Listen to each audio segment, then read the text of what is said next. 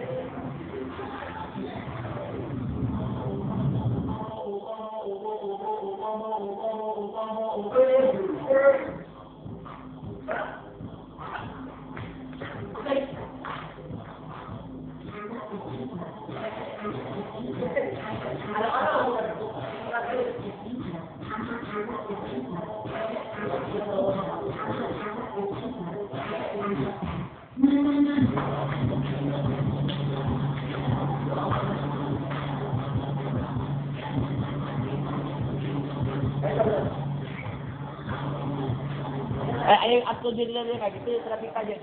Kaya mapakatod din doon. Nakaw sa nag-lapos ng ulo.